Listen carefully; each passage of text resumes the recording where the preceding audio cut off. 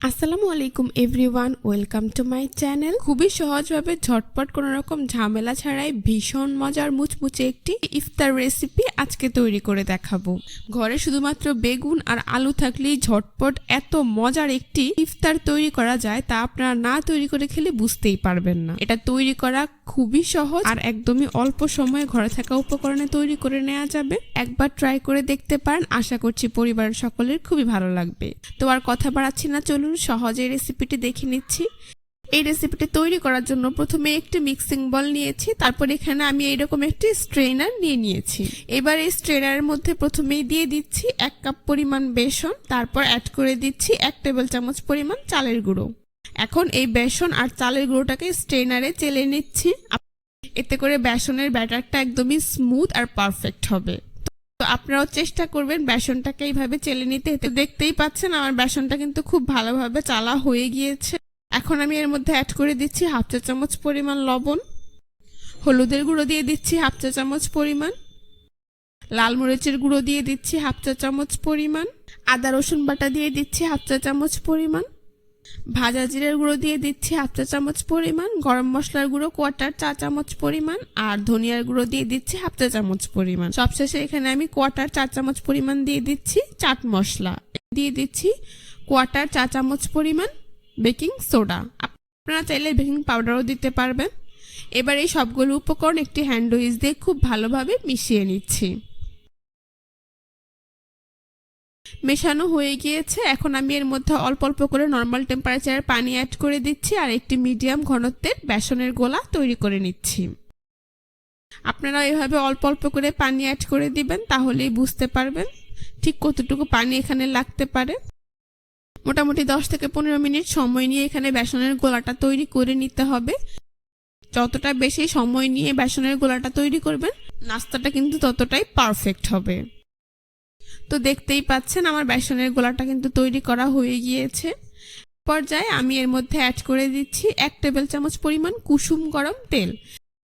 এবার এই কুসুম গরম তেলটাকে আমি বেসনের গোলার সাথে খুব ভালোভাবে মিশিয়ে নিচ্ছি। এই কুসুম গরম তেলটা দেওয়ার কারণে নাস্তাটা অনেকটাই ফুলকো হবে আর দীর্ঘ সময় পর্যন্ত মুচমুচে থাকবে।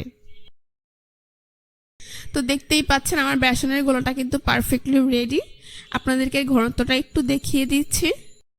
আশা করি আপনারা দেখেই বুঝতে পারছেন এর ঘনত্বটা ঠিক কেমন হয়েছে।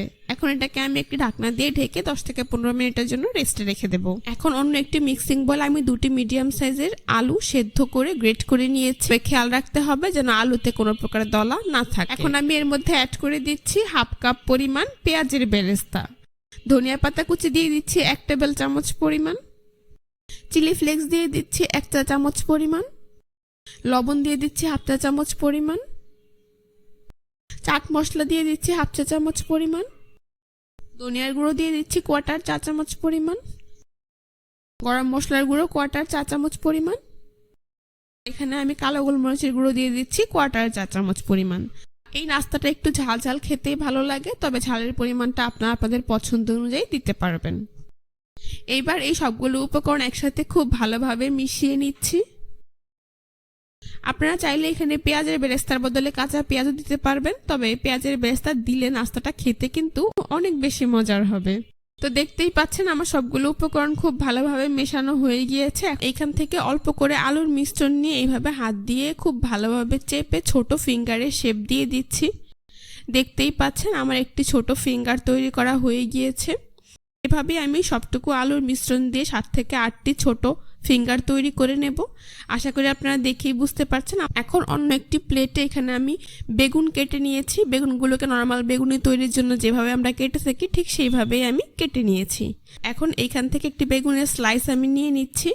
তারপর তৈরি করে রাখা আলুর ফিঙ্গার থেকে একটি আলুর ফিঙ্গার নিয়ে বেগুনের স্লাইসের উপর বসিয়ে দিচ্ছি। এবার আলুর পুরটাকে ভেতরে রেখে বেগুনটাকে ঠিক এইভাবে ফোল্ড করে দিতে হবে। আশা করি আপনারা দেখেই বুঝতে পারছেন। দেখতেই পাচ্ছেন আমার একটি নাস্তা তৈরি করা হয়ে গিয়েছে। এখন এরকম একটি টুথপিক দিয়ে এটাকে এইভাবে আটকে দিচ্ছি, যাতে করে ভাজার সময় খুলে না যায়। আপনারা চাইলে যে কোনো কাঠি দিয়েও আটকে দিতে পারবেন। তো দেখতেই পাচ্ছেন আমার একটি নাস্তা তৈরি করা হয়ে গিয়েছে। এটাকে আমি প্লেটে উঠিয়ে নিচ্ছি। এভাবে আমি সবগুলো নাস্তা তৈরি করে নেব।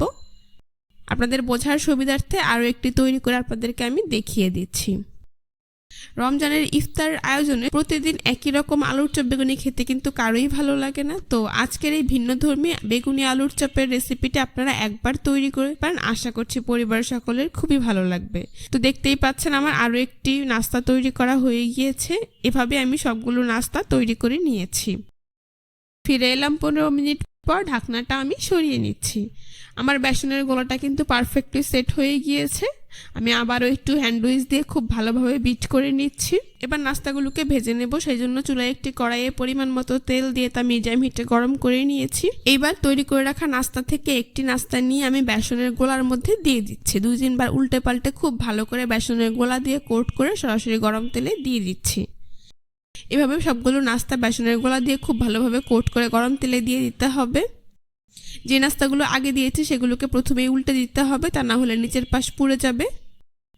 আর এই নাস্তাগুলো ভাজার আগে অবশ্যই তেলটাকে খুব ভালোভাবে গরম করে নিতে হবে, তা না হলে নাস্তাটা সুন্দরভাবে ফুলবে না আর মুচমুচেও হবে না। চুলার আঁচ মিডিয়ামে রেখে কিছুক্ষণ পরপর উল্টে পাল্টে নাস্তাগুলোকে গোল্ডেন ব্রাউন কালার করে ভেজে নিতে হবে। দেখতেই পাচ্ছেন আমার নাস্তাগুলো ভাজা হয়ে গিয়েছে। এখন একটি ছাঁকনি দিয়ে এগুলোকে তেল থেকে তুলে খুব ভালোভাবে তেল ছড়িয়ে একটি প্লেটে কিচেন টিস্যুর উপর উঠিয়ে নিচ্ছি। এতে করে অতিরিক্ত তেলগুলো কিচেন টিস্যুতে অ্যাবজর্ব হয়ে যাবে।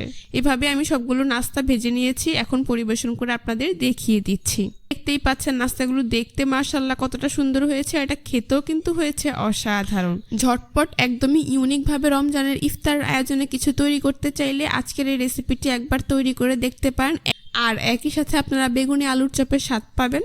রমজান ছাড়াও আপনারা কিন্তু চাইলেই বিকেলে স্ন্যাক্স হিসেবে চায়ের আড্ডায় কিংবা বাচ্চাদের টিফিনের জন্য চাইলে তৈরি করে নিতে পারবেন। আপনাদের সবার কাছে ভীষণ ভালো লেগেছে। রেসিপিটি ভালো লেগে থাকলে অবশ্যই আমার চ্যানেলটি সাবস্ক্রাইব করে দিবেন, পাশে থাকা বেল বাটনটি অন করে দিবেন। আজ এ পর্যন্তই, সবাই ভালো থাকবেন, সুস্থ থাকবেন। আল্লাহ হাফেজ।